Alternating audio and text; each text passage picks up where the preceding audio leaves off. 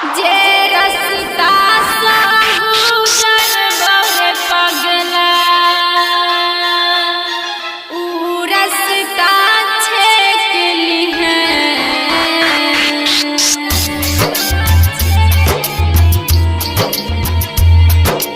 Music director Ajay बेदर्दी।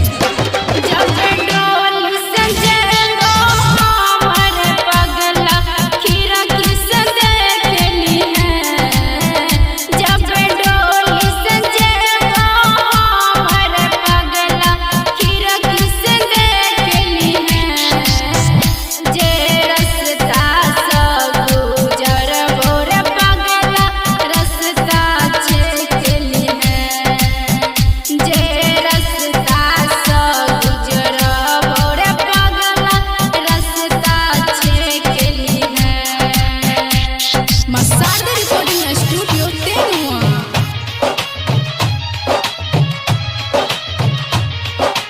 Music director Ajay Bedardi.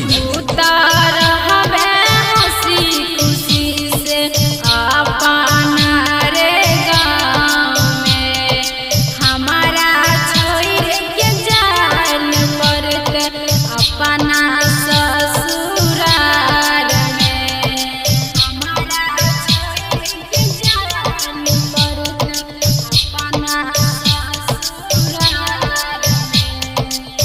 उतार हवे हंसी खुशी से अपना रे गाँव में। हमारा छोड़ के जाइल पड़ते अपना ससुराल में। एगो एहसान तू करी रे पगला नजर से देख लिहे। जे रस्ता से गुजरा बोरे पगला रस्ता छेक लिहे। जे रस्ता से गुजरा बोरे पगला रस्ता छेक लिहे। मसाद रिकॉर्डिंग स्टूडियो तेनुआ।